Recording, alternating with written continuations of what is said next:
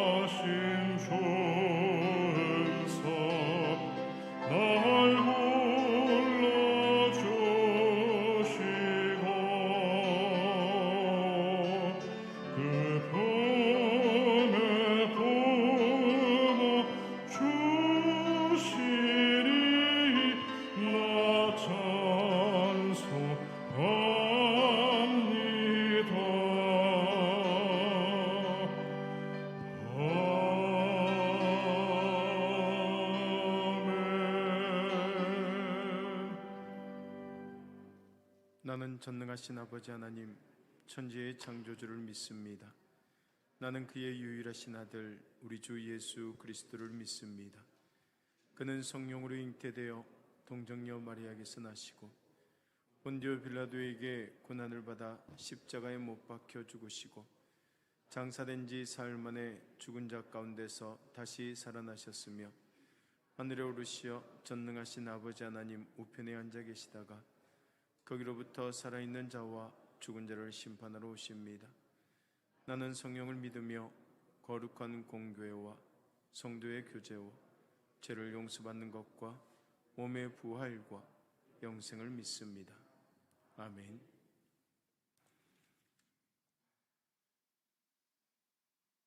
지존자여 시편금과 비파와 수금으로 여호와께 감사하며 주의 이름을 찬양하고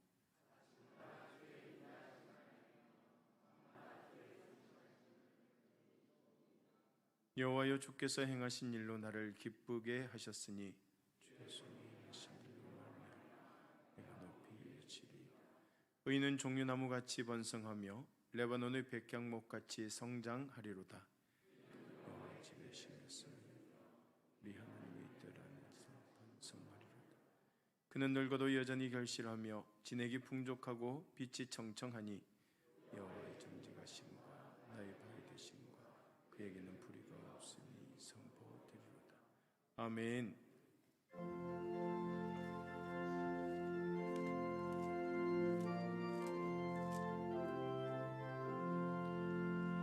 마음에 가득한 의심을 깨치고 지극히 화평함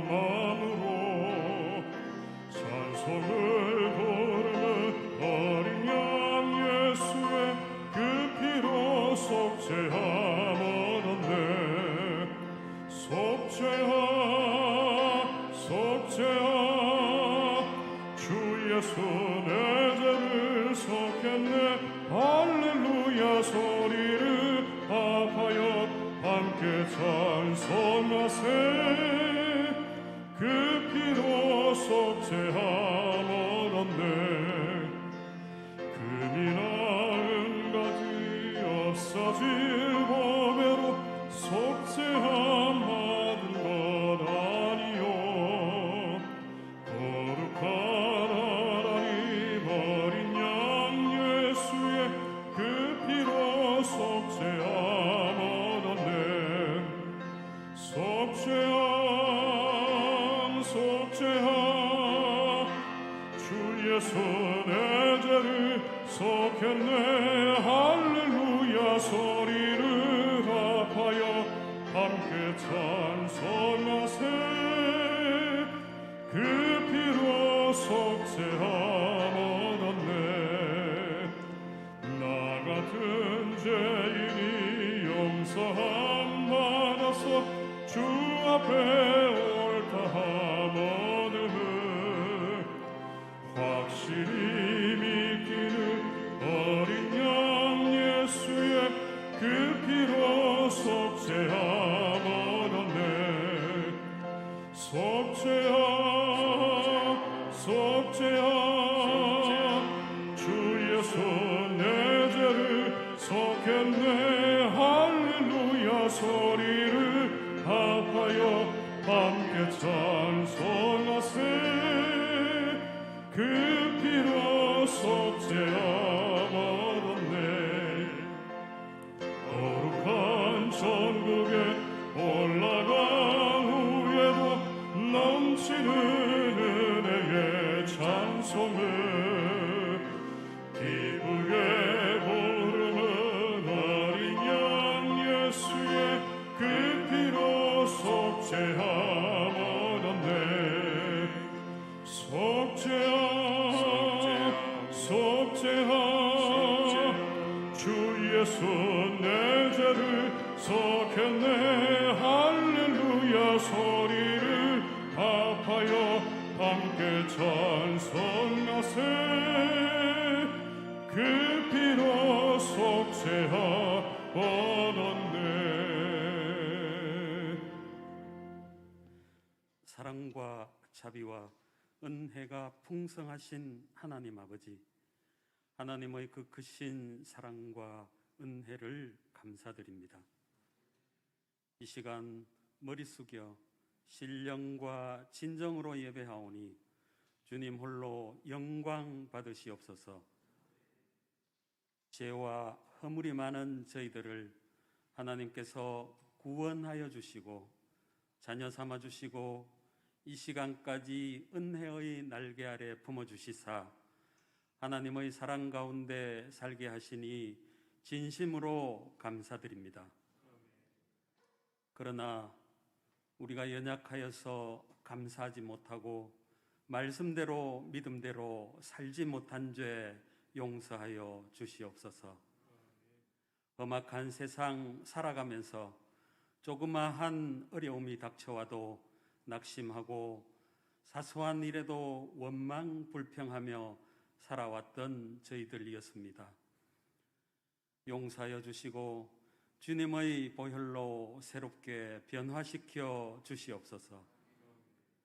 코로나19 백신이 원활히 공급되어 빠른 시일 내로 전 국민 백신 접종이 이루어져 온 성도가 한자리에 모여 마음껏 주님을 찬양하며 예배 드릴 수 있는 기쁨을 주시옵소서. 주님의 몸된 교회에 세우신 부서 기관이 주님의 영광을 드러내기에 부족함이 없는 부서 기관이 되게 하시고 항상 충성과 봉사가 넘치게 하시며 주의 목장에 양떼가 더하게 하시옵소서.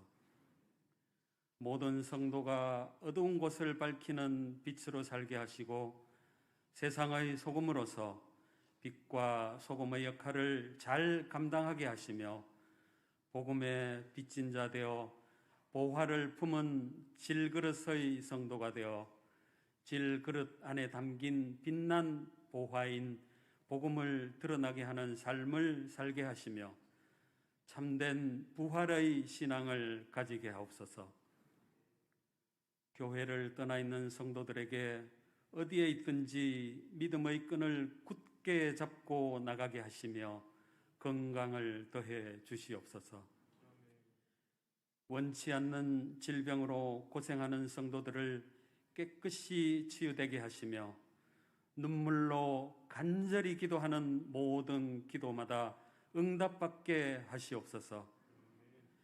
예배를 위해 보이지 않는 곳에서 각각의 모양으로 섬기는 손길들 있사오니 신령한 하늘의 상급을 더해 주시옵소서.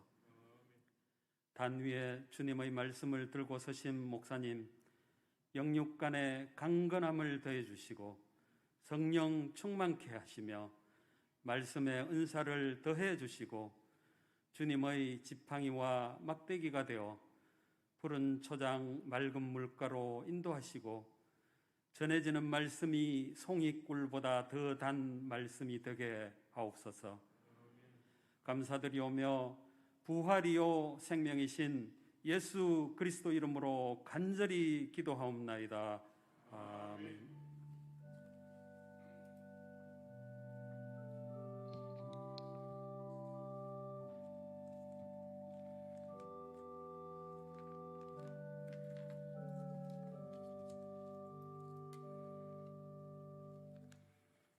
오늘 우리들에게 주신 하나님의 말씀은 마태복음 21장 33절에서 46절까지 말씀입니다. 마태복음 21장 33절에서 46절까지 말씀 한 절씩 교독하겠습니다. 이는 하나님의 말씀입니다. 다른 한 비유를 들으라. 한 집 주인이 포도원을 만들어 산울타리로 두르고 거기에 즙 짜는 틀을 만들고 망대를 짓고 농부들에게 새로 주고 타국에 갔더니 열매 거둘 때가 가까우매 그 열매를 받으려고 자기 종들을 농부들에게 보내니 농부들이 종들을 잡아 하나는 심히 때리고 하나는 죽이고 하나는 돌로 쳤거늘 그들에게도 그렇게 하였는지라. 후에 자기 아들을 보내며 이르되 그들이 내 아들을 존대하리라 하였더니 농부들이 그 아들을 보고 서로 말하되 이는 성속자니 자 죽이고 그의 유산을 차지하자 하고 이에 잡아 포도원 밖에 내쫓아 죽였느니라. 그러면 포도원 주인이 올 때에 그 농부들을 어떻게 하겠느냐. 그들이 말하되 그 악한 자들을 진멸하고 포도원은 제때에 열매를 바칠 만한 다른 농부들에게 새로 줄지니이다. 예수께서 이르시되 성경에 건축자들이 버린 돌이 모퉁이의 머릿돌이 되었나니 이것은 주로 말미암아 된 것이요 우리 눈에 기이하도다 함을 읽어본 일이 없느냐. 그러므로 내가 너희에게 이르노니 하나님의 나라는 하나님의 나라를 너희는 빼앗기고 그 나라의 열매 맺는 백성이 받으리라. 돌 위에 떨어지는 자는 깨지겠고 돌이 사람 위에 떨어지면 그를 가루로 만들어 흩으리라 하시니 대제사장들과 바리새인들이 예수의 비유를 듣고 자기들을 가리켜 말씀하심인 줄 알고 잡고자 하나 무리를 무서워하니 이는 그들이 예수를 선지자로 알미었더라. 아멘. 할렐루야. 우리 찬양 드리고 말씀 듣겠습니다. 수고하고 무거운 짐진 자들아.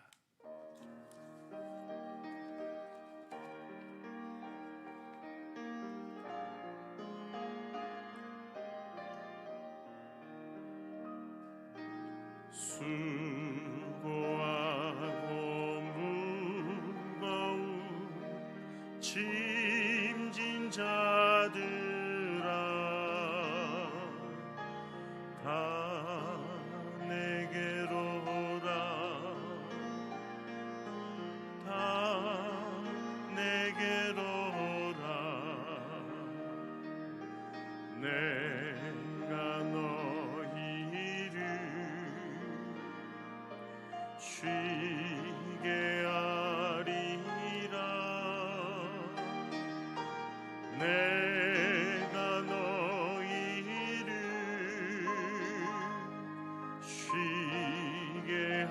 우리 다시 한 번 더 찬양합니다. 수고하고 무거운 짐진 자들, 수고하고 무거운 짐진 자들아, 다 내게로 오라, 다 내게로 오라.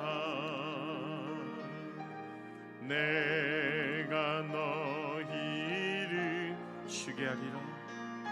쉬게 하리라. 내가 너희를 쉬게 하리라. 아멘. 하나님 아버지 감사합니다. 이 시간 수고하고 무거운 짐을 모두 지고 또 이 자리에 나왔습니다. 십자가 아래 모든 것을 내려놓을 때 하나님께서 다 제하여 주시고 참 평안과 위로를 얻게 하여 주시옵소서. 주시는 말씀을 통하여 하나님을 만나고 하나님의 은혜를 깨닫는 복된 시간 되게 하여 주실 줄 믿사옵고 예수님 이름으로 기도드리옵나이다. 아멘.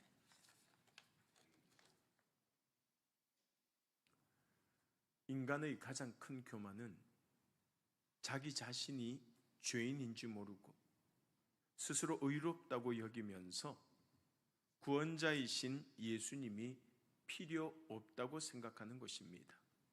예수님 당시의 유대 지도자들처럼 말이죠. 오늘 우리가 읽은 마태복음 21장에는 예수님께서 예루살렘에 입성하신 후에 행하신 많은 일들이 잘 기록되어져 있습니다. 주님께서는 예루살렘에 오셔서 가장 먼저 성전으로 가셨습니다. 물론 예수님이시니까 하나님께 예배드리는 성전에 가장 관심이 많았을 거라고 생각할 수도 있지만 당시의 성전은 그 본래의 모습을 찾아볼 수 없을 정도로 변절되어 있었기 때문에 예수님께서는 서둘러 그곳으로 가셨던 것이에요. 다시 말해서 예수님께서는 너무나 타락해버린 그 성전을 깨끗게 하시려고 가장 먼저 그곳으로 가셨던 것입니다. 말씀 한 구절 읽어볼까요? 마태복음 21장 12절에서 13절까지 말씀입니다.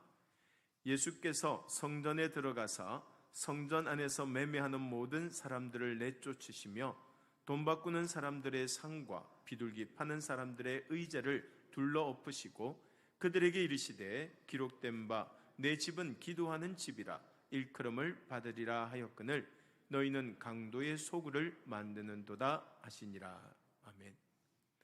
평소에 우리가 알고 있던 모습과는 전혀 다르게 아주 거칠고 무섭게 행동하고 말씀하시는 예수님을 보면서 우리는 중요한 사실을 깨닫게 됩니다. 사랑하는 여러분, 교회는 사랑입니다. 이것은 두말할 필요가 없는 아주 기본적이고 중요한 전제입니다. 그러나 그 사랑은 공의와 진리의 사수라는 토대 위에 이루어져야 하는 것이에요. 교회가 지켜야 할 공의와 진리를 훼손하고 무시하면서까지 행하는 사랑은 진짜 사랑이 아니고 그런 사랑을 해서도 안 된다는 것입니다. 사실 저도 30여 년 가까이 목회를 하고 있지만 해가 갈수록 목회자로서 사랑과 공의 사이의 균형을 유지하는 일이 어렵다는 것을 느끼게 됩니다. 모든 것을 다 이해하고 포용할 수 있는 사랑의 마음을 가지면서도 한편으로는 냉철하게 판단하고 결단하는 일은 말처럼 그리 쉽지 않다는 것이죠. 자칫하면 한쪽으로 기울기가 쉽고 그렇게 되면 반드시 누군가가 상처를 받거나 불만을 품기 마련입니다. 그런데 예수님께서는 성전을 찾아가셔서 그런 공의와 사랑의 조화가 어떤 것인지 똑바로 보여주십니다. 먼저 예수님께서는 성전에서 사고 파는 사람들을 다 내어 쫓으시고 장사하는 사람들의 상과 의자를 둘러 엎으시며 절대로 불의와 타협하지 않으시는 공의로운 모습을 보여주셨습니다. 그러나 곧 이어 병자들을 고쳐주시는 사랑의 예수님을 보게 되죠. 21장 14절 말씀 우리 같이 한번 볼까요? 맹인과 저는 자들이 성전에서 예수님께 나오매 고쳐주시니. 그렇게 상을 둘러 엎으시면서도 힘들고 아프고 어려운 자가 왔을 때는 또 사랑의 마음으로 다 고쳐주셨다는 것이에요. 또한 사람들에게 하나님의 말씀을 가르치시고 잘못된 지식과 관행으로 예수님을 비난하는 자들에게 무엇이 옳고 바른지 알려주고 계십니다. 마태복음 21장 23절 말씀 한번 보세요. 같이 한번 읽겠습니다. 예수께서 성전에 들어가 가르치실새 대제사장들과 백성의 장로들이 나와 이르되 네가 무슨 권위로 이런 일을 하느냐? 또 누가 이 권위를 주었느냐? 대제사장과 장로들이 당신이 도대체 무슨 권위를 가지고 이런 일을 하느냐라고 시비를 걸 때도 예수님께서는 그들을 무시하지 아니하시고 비유까지 들어가며 그들의 잘못된 생각을 고쳐주려고 애쓰셨던 것이죠.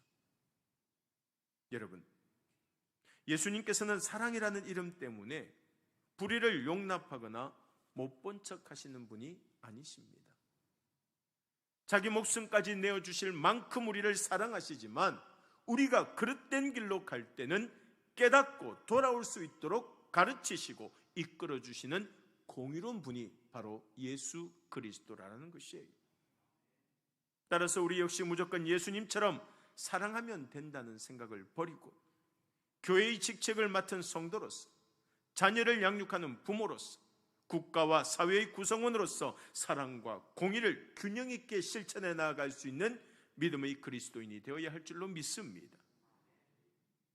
특별히 오늘 본문에 보면 예수님께서는 대제사장들과 바리새인들의 잘못된 생각을 바로잡아 주시려고 포도밭 농부 비유를 들어서 말씀하고 계십니다.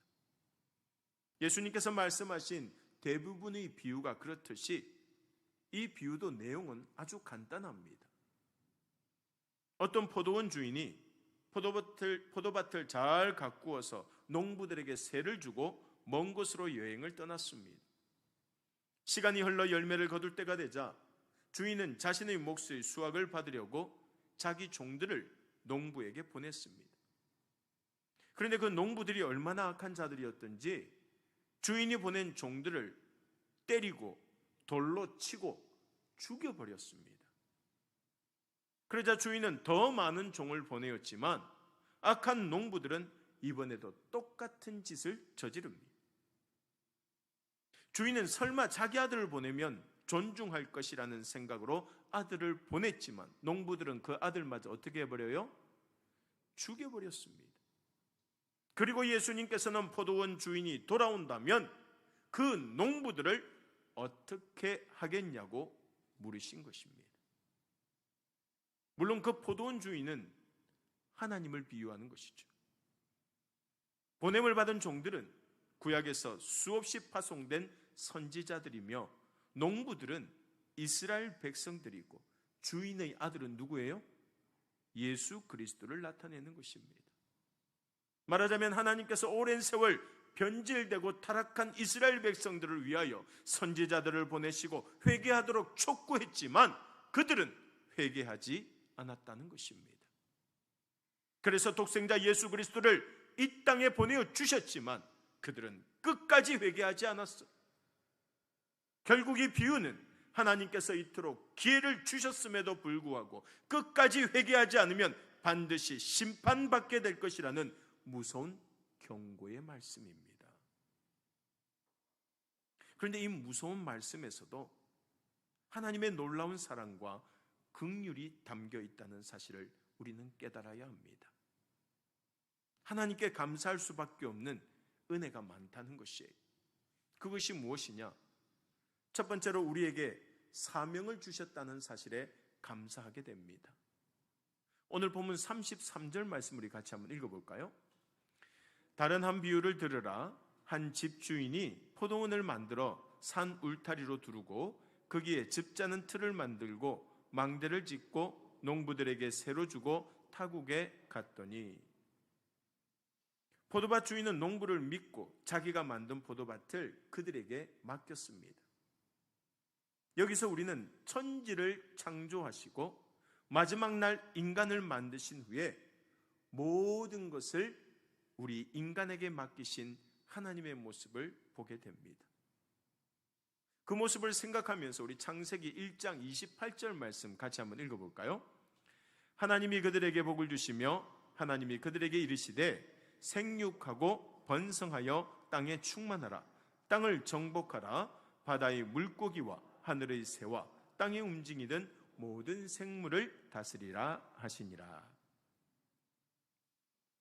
비유 속에 나오는 주인이 포도밭을 만들고 산 울타리를 두르고 즙 짜는 틀을 만들고 망대를 지은 후에 농부들에게 맡긴 것처럼 하나님께서도 천지를 창조하신 후에 세상 모든 것을 우리 인간들에게 맡기시고 다스릴 수 있는 기회를 주셨다는 것이에요.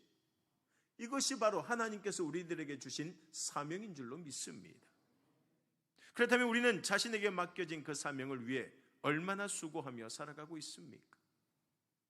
사실 이 세상에 살면서 나름대로 수고하지 않는 사람은 없습니다. 남편은 남편대로, 아내는 아내대로 가정과 자녀들을 위해 열심히 일하고 보살피고 애씁니다. 요즘에는 아이들이라고 마냥 즐겁지만도 않습니다. 더구나 날이 갈수록 모든 상황이 더 힘들어지니 너나 할 것 없이 한숨이 절로 나옵니다. 세상에 수고 없는 인생은 없다는 말입니다. 그래서 그 인생의 수고를 들어보려고 교회를 찾는 사람들이 있어요. 사실 성경도 그렇게 말씀하고 있잖아요. 마태복음 11장 28절 말씀, 우리가 잘 아는 말씀이고 조금 전에 불렀던 찬양이죠. 같이 한번 읽어보겠습니다. 수고하고 무거운 짐진 자들아 다 내게로 오라. 내가 너희를 쉬게 하리라. 무슨 말입니까? 주님께서는 우리에게 일단 마음을 추스리고 오라든지 걱정 근심을 해결하기 위해서 오라고 하지 않으셨어요. 그냥 내게로 오라고 말씀하십니다. 우리는 이 말씀대로 상한 마음 그대로 주님께로 가면 위로와 치료를 받게 되는 줄로 믿습니다. 상처 입어서 아프고 괴롭고 절망스러운 마음을 가지고 주님 앞에 오기만 하면 주님께서는 그대로 받아주시겠다는 것이에요. 우리가 주님 안에서 쉼을 얻는 것이 먼저이기 때문입니다. 무거운 죄의 짐을 내려놓고 평안을 얻어야 되는 것이에요. 사랑하는 여러분, 주님께서는 우리를 쉬게 하시려고 이 땅에 오셨습니다. 정죄하거나 심판하려고 오신 것이 아니에요. 친구가 되시고 평안을 주시려고 이 땅에 이 낮은 곳에 오셨음을 잊지 마시기를 바랍니다. 그러나 우리 역시 무거운 죄짐을 벗고 쉼을 얻었다고 계속 그 자리에만 머물러 있어서는 안 됩니다. 주님께서 언제까지 이제 다 괜찮다고 앞으로도 무조건 괜찮을 것이라고 말씀하고 있는 것은 아니에요. 때가 되면 우리가 무엇을 잘못했는지, 왜 힘들게 살아왔는지 깨닫고 어떻게 해야 올바로 살아갈 수 있는지 배우도록 인도하신다는 것이에요. 그래서 사실은 그 다음에 나오는 말씀이 더 중요해요. 마태복음 11장 28절 말씀의 은혜도 받지만 그 다음에 나오는 말씀이 뭐예요? 29절 말씀 같이 한번 읽어보겠습니다. 나는 마음이 온유하고 겸손하니 나의 멍에를 메고 내게 배우라. 그리하면 너희 마음이 쉼을 얻으리니. 우리 중에는 나 정도면 온유하고 겸손하다고 생각하는 사람들이 꽤 많습니다. 그러나 사람의 진짜 성품은 정말로 힘든 일을 만났을 때, 너무 억울한 일을 당했을 때, 그리고 참지 못할 괴로움에 시달릴 때 드러나게 됩니다. 그 전까지는, 그리고 어느 정도까지는 자기 의지대로 통제할 수 있기 때문에 잘 드러나지는 않지만 도저히 참을 수 없는 한계가 왔을 때, 더 이상은 억울해서 가만히 있을 수 없을 때 바로 자기의 진짜 모습이 나타납니다. 그래서 우리는 정말로 온유하고 겸손하신 주님께 배워야 한다는 것이에요. 오직 하나님 아버지의 뜻에 순종하여서 죄인에 불과한 우리를 위해 십자가도 마다하지 않으시는 그 겸손과 온유와 사랑을 배워야 하는 것입니다. 주님께서 우리 어깨에 있는 무거운 죄짐을 벗겨주신 후에 오히려 더 무거운 십자가를 지라고 하신 것은 바로 그 때문이에요. 결국 예수 믿는다고 지금보다 더 편하고 쉽게 살 수 있는 것이 아니라 세상 짐을 내려놓는 대신 사명의 짐을 짊어져야 한다는 것입니다. 주님의 뜻을 따라 주님처럼 살아야 한다는 말씀이에요. 그러니까 인생은 둘 중에 하나입니다.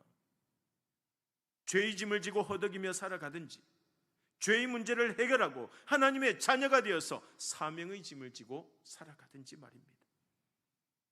예수님을 믿는다고 그저 평안하고 즐거운 꽃길만 걷는 것은 아니지만 주님이 지워주시는 그 짐은 쉽고 가볍다고 말씀하고 계십니다. 마태복음 11장 30절 말씀 우리 같이 한번 읽어볼까요? 11장 30절입니다. 이는 내 멍에는 쉽고 내 짐은 가벼움이라 하시니라.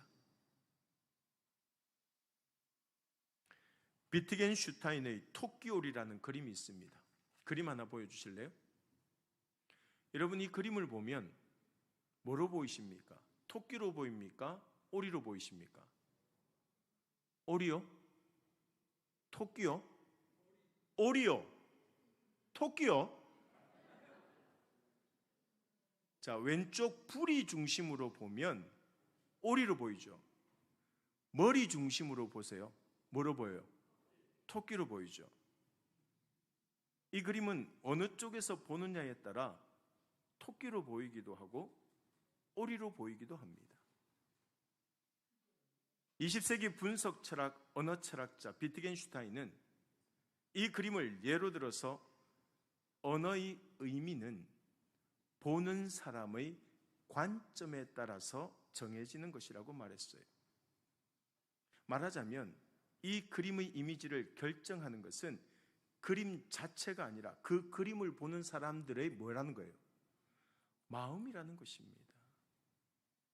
그 마음, 즉 관점에 따라서 하나의 그림에서 토끼가 되기도 하고 오리가 되기도 하는 것이에요.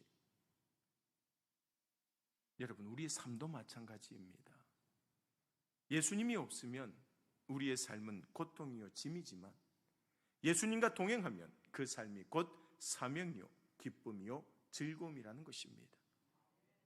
사랑하는 여러분, 지금까지 나를 힘들게 하고 걱정만 시키는 남편, 아내, 자녀라 할지라도 이제 다른 눈으로 바라볼 수 있기를 바랍니다. 어제와 하나도 다르지 않는 오늘일지라도 주님의 마음으로 바라보면 그 안에서 내게 주신 사명을 발견하고 기쁘고 감사한 마음으로 그 사명을 행할 수 있게 되는 것이에요. 이왕의 짐을 지고 사는 것이 인생이라면 죄짐을 지고 허덕이는 불쌍한 인생이 아니라 사명을 지고 주님과 동행하는 행복한 성도의 인생이 될 수 있기를 주님의 이름으로 간절히 축원합니다. 두 번째로 우리는 본문에서 우리를 기다려주시는 주님의 은혜에 감사하게 됩니다. 포도밭을 만들어서 농부들에게 맡긴 주인은 추수할 때가 되어서 종들을 보내었습니다. 오늘 본문 34절 말씀 같이 한번 읽어볼까요? 열매 거둘 때가 가까움에 그 열매를 받으려고 자기 종들을 농부들에게 보내니. 그런데 농부들이 어떻게 합니까? 그들의 한 짓을 35절 말씀 같이 한번 읽겠습니다. 농부들이 종들을 잡아 하나는 심히 때리고 하나는 죽이고 하나는 돌로 쳤거늘. 여러분, 하나님께서는 이스라엘과 언약을 맺으시면서 그들이 하나님의 말씀에 순종하면 하나님 나라의 백성이 될 것이라고 하셨지만 이스라엘 백성들은 이 언약과 상관없이 처음부터 자기들이 하나님의 나라의 백성이라고 착각했습니다. 하나님의 말씀에 순종할 때 하나님의 백성이라고 했는데 순종 안 해도 자기들은 하나님의 백성이라는 거예요. 그런데 이 농부들 역시 주인이 새로 준 포도원이 원래부터 자기들의 것이라고 착각하고 이렇게 악한 짓을 저질렀던 것이에요. 하지만 주인은 인내하며 다시 종들을 보냅니다. 오늘 보면 36절 말씀 같이 한번 읽겠습니다. 다시 다른 종들을 처음보다 많이 보내니 그들에게도 그렇게 하였는지라. 이번에도 농부들은 똑같은 짓을 저질렀지만 주인은 상식적으로 이해할 수 없는 인내심을 발휘하면서 이번에는 자기 아들을 보내게 됩니다. 그런데 그 농부들은 자기 아들을 어떻게 합니까? 그 아들마저 죽이는 악을 범하게 돼요. 여러분, 차마 용서할 수 없는 악을 행한 농부들을 향한 주인의 인내가 사실은 우리를 향한 하나님의 인내입니다. 베드로후서 3장 9절 말씀 같이 한번 읽겠습니다. 주의 약속은 어떤 이들이 더디다고 생각하는 것 같이 더딘 것이 아니라 오직 주께서는 너희를 대하여 오래 참으사 아무도 멸망하지 아니하고 다 회개하기에 이르기를 원하시느니라. 하나님이 끝까지 인내하시고 우리가 이해할 수 없을 정도로 참고 기다리시는 이유가 뭐라는 거예요? 회개하고 우리를 멸망시키시지 않기 위해서. 그래서 기다리시는 거예요. 무신론자로 유명한 로버트 잉거솔이라고 하는 사람이 무신론에 대해 강의하다가 책상 위에 시계를 꺼내놓고는 이렇게 말했습니다. 지금부터 내가 하나님께 5분의 시간을 주겠다. 5분 동안 하나님을 저주할 테니 그동안 나를 죽이기를 바란다. 만약 5분이 지나도 내가 살아있다면 하나님은 없거나 있어도 실패자에 불과하다. 용감하지 않습니까? 이게 무신론자니까 가능한 거예요. 이렇게 큰 소리를 치고 5분 동안 온갖 저주와 독설을 하나님께 그냥 퍼부었습니다. 여러분, 이 사람 5분 뒤에 어떻게 되었을까요? 대답 한번 해보세요. 어떻게 됐을 것 같습니까? 아무 일도 일어나지 않았습니다. 그러자 그가 뭐라 이야기했는 줄 아십니까? 인간이 승리자요, 신은 패배자다. 하지만 그 이야기를 전해들은 한 신학자가 오히려 이렇게 말했습니다. 과연 하나님이 실패한 것일까? 오래 참으시는 하나님의 인내를 5분으로 단축시켜 보려고 했던 그 잉거솔의 패배가 아닐까 하고 말이죠. 사랑하는 여러분, 하나님께서는 오래 참고 기다리십니다. 우리 역시 그 은혜로 여기까지 왔고 오늘도 그 은혜로 살아가고 있는 거예요. 만약에 우리가 죄 지은 만큼 하나님이 쳐서 없앤다면 여기에 살아남을 사람 누가 있겠어요? 그런데 분명한 사실 한 가지가 있습니다.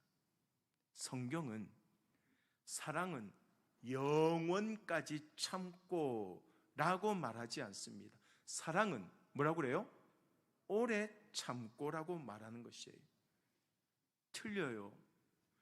영원까지 참고라고 말하지 않고 오래 참고라고 이야기를 한다는 것은 마지막 순간이 있다는 말입니다. 영원까지 참는 것이 아니라는 말이에요. 그러므로 심판이 있기 전에 먼저 주님 앞에 무릎 꿇는 저와 여러분들이 되어야 할 줄로 믿습니다. 그래서 세 번째로 마지막 때에 행위대로 심판하신다는 사실에 감사하게 됩니다. 조금 말씀이 길지만 오늘 본문 38절에서 41절까지 말씀 우리 같이 한번 읽어볼까요? 농부들이 그 아들을 보고 서로 말하되 이는 상속자니 자 죽이고 그의 유산을 차지하자 하고 이에 잡아 포도원 밖에 내쫓아 죽였느니라. 그러면 포도원 주인이 올 때에 그 농부들을 어떻게 하겠느냐? 그들이 말하되 그 악한 자들을 진멸하고 포도원은 제때에 열매를 바칠 만한 다른 농부들에게 새로 줄지니이다. 여러분, 왜 심판이 우리에게 감사가 될까요? 생각해 보십시오. 그렇지 않다면 우리가 너무 억울하지 않겠습니까? 여러분, 우리가 믿음을 지키고 말씀대로 살아간다고 세상에서 큰 복을 받는 것 같지는 않습니다. 거기다가 성경 말씀대로 하면 오른뺨을 맞으면 어떻게 하라 그래요? 왼뺨을 내주라고 하면 우리는 뺨 두 대를 다 맞아야 돼요. 그런데 안 믿는 사람들이나 세상 사람들은 어떻습니까? 온갖 탐욕과 술수를 부리는 사람들이 더 잘 성공하고 더 잘 사는 것 같습니다. 뺨은 우리가 맞는데 잘 사는 거는 저 사람들이 더 잘 살아요. 이렇게 인생이 끝난다면 교회 다니는 사람이 얼마나 억울하겠어요. 하지만 하나님께서는 반드시 악한 자들을 정죄하시고 심판하셔서 공의를 세우고 우리의 억울함을 풀어주시겠다는 것입니다. 그래서 조금 전에 읽었던 베드로서 3장 9절 말씀 다음에도 이런 말씀이 나오잖아요. 베드로서 3장 10절 말씀 같이 한번 읽어보겠습니다. 그러나 주의 날이 도둑같이 오리니 그 날에는 하늘이 큰 소리로 떠나가고 물질이 뜨거운 불에 풀어지고 땅과 그 중에 있는 모든 일이 드러나리로다. 지금까지 우리가 했던 모든 것들, 악한 죄들 다 드러나게끔 하나님이 보여주시겠다는 겁니다. 억울하고 힘들고 불합리한 세상 속에서도 우리는 주님의 공의가 마지막 날 심판으로 나타날 것을 믿고 감사해야 되는 이유가 바로 여기에 있는 것이에요. 그러므로 우리 믿는 자들에게는 감사할 것밖에 없다는 사실을 잊지 마시기를 바랍니다. 자격 없는 우리에게 사명을 주심에 감사하고 이기적이고 욕심 많고 어리석은 우리를 끝까지 기다려 주심에 감사하고 마지막 날에 공의로 심판하심에 감사하면서 언제나 겸손하고 온유한 주님을 따라 살아가야 할 줄로 믿습니다.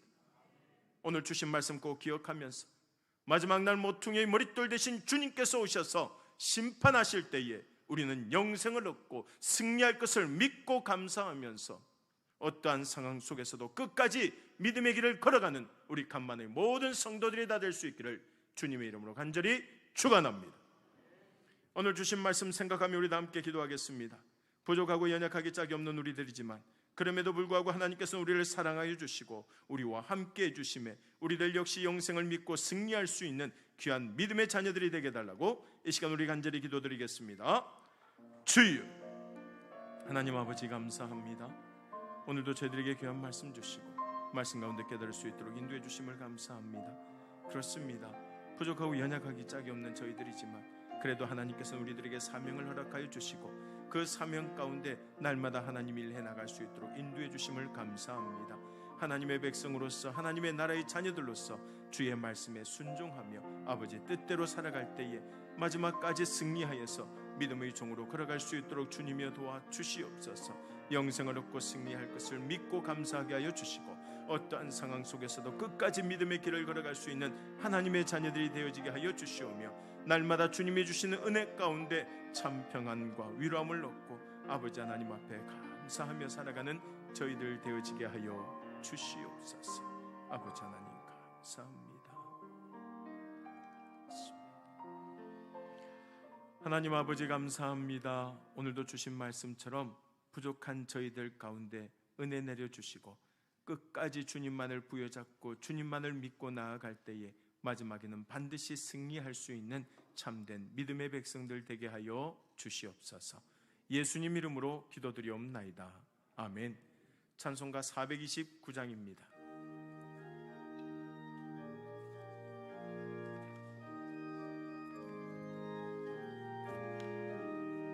세상 모든 풍파도를 흔들어 약한 마음 낙심하게 될 때에 내려주신 주의 복을 세어라. 주의 크신 복을 내가 알리라. 받은 복을 세어보아라. 크신 복을 내가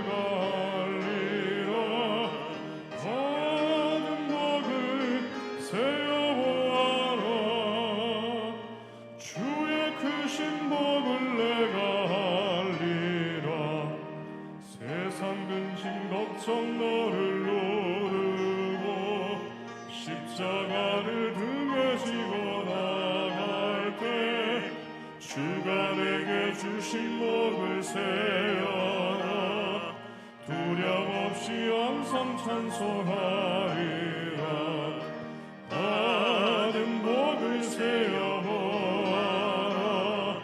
그 신복을 내가 알리라. 받은 복을 세어보아라. 주의 그 신복을 내가 알리라.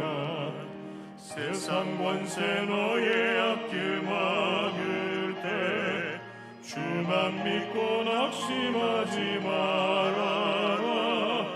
천사들이 너를 보호하리니 염려 없이 앞만 보고 나가라. 받은 복을 세어보아라. 그 신복을 내가 알리라. 받은 복을 세어보아라. 주의 그 신복을 내가 알리라.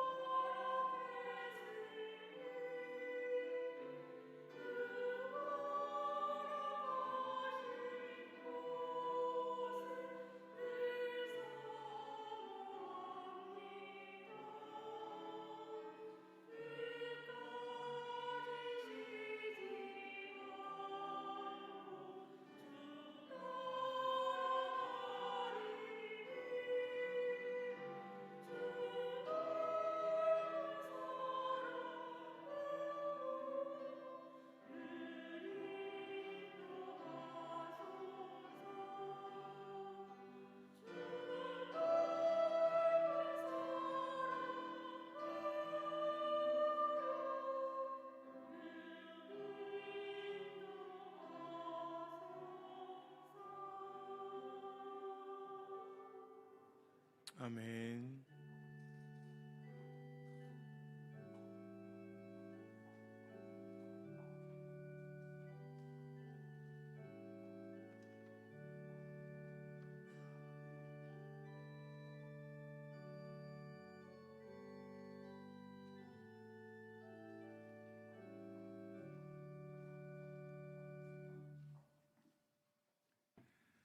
사랑의 하나님, 감사합니다.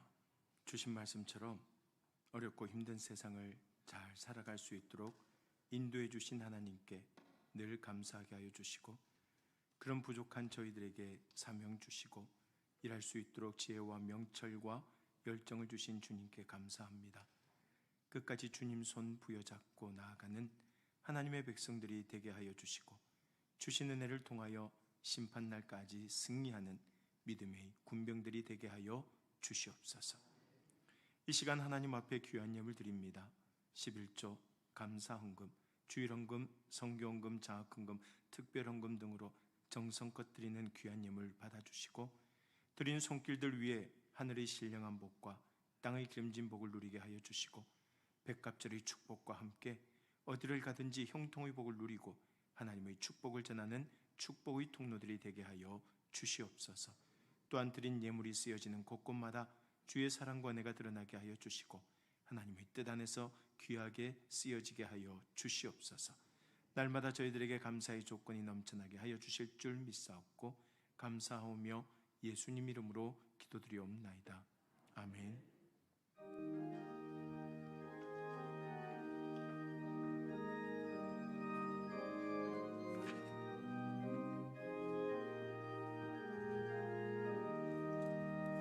옳은 길 따라 그의 길, 세계 만민을 찾는 길, 이 길 따라서 살기를 온 세계에 전하세.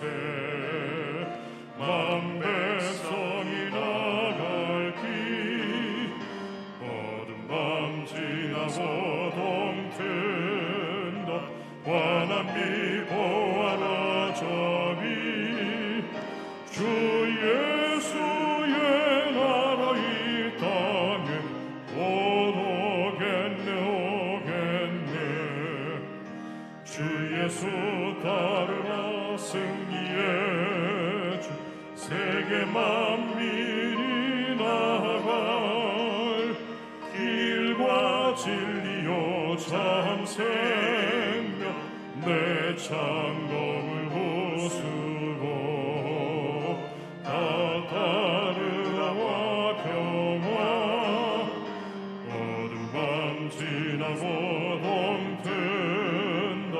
환한 빛 보아라 저비, 주 예수의 나라 이 땅에 곧 오겠네 오겠네. 놀라운 이 소식 알리어라. 세계 만민을 구하려 내 주 예수를 보내시. 참 사랑의 하나님, 만 백성이 따르기, 어두운 밤 지나고 동튼다. 환한 빛 보아라 저비, 주 예수의 나라 이 땅에 곧 오겠네 오겠네. 놀란 비를 치고 찾아온 길, 많은 백성을 구하니 모두 나와서 믿으며 온 세상이 마침내 이 진리에 살겠네. 어두운 밤 지나고 동튼다. 환한 빛 보아라 저비, 주 예수의 나라 이 땅에 곧 오겠네 오겠네. 내가 내게 명령한 것이 아니냐? 강하고 담대하라. 두려워하지 말며 놀라지 말라. 내가 어디로 가든지 내 하나님 여호와가 너와 함께 하느니라. 지금은 우리 주 예수 그리스도의 은혜와 하나님 아버지의 무한하신 사랑하심과 성령님의 감화 감동 교통하심이 모퉁이의 머릿돌 대신 주님만 믿고 의지하여 힘겨운 세상을 이기고 승리하기 원하는 주의 백성들 머리 위에 영원토록 함께하옵시기를 간절히 축원하옵나이다. 아멘.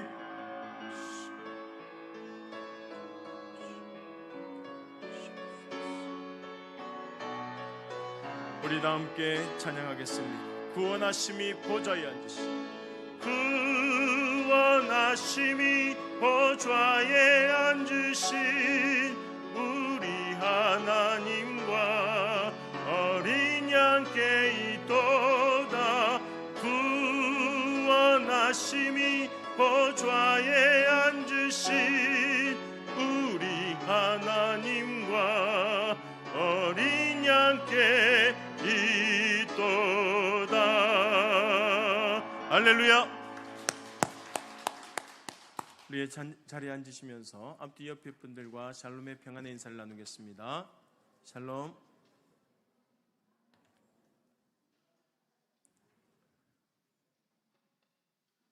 네, 이번 주 금요 기도회는 삼남성교에서 특송을 준비해 주시면 감사하겠습니다.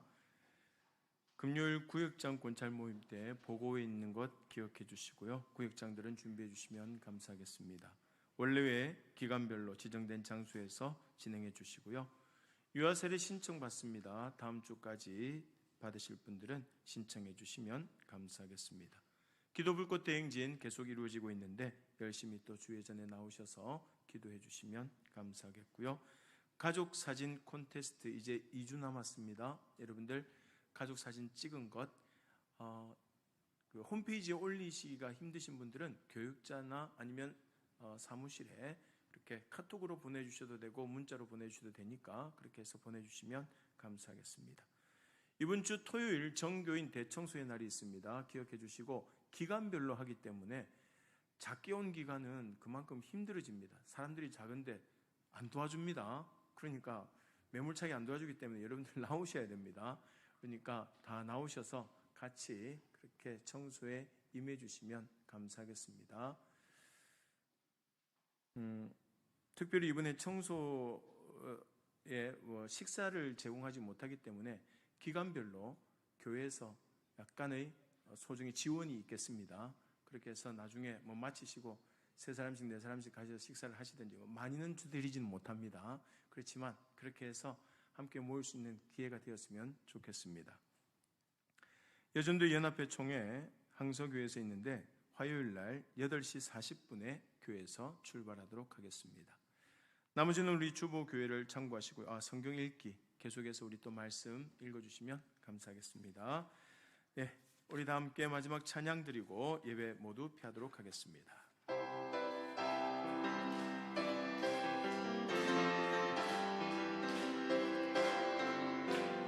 어두운 밤에 캄캄한 밤에 어두운 밤에 캄캄한 밤에 새벽을 찾아 떠난다.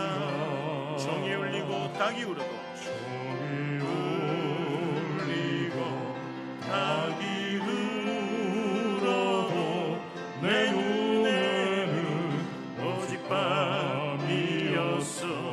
우리가 처음 만난 그때 우리가 처음 만난 그때는 차가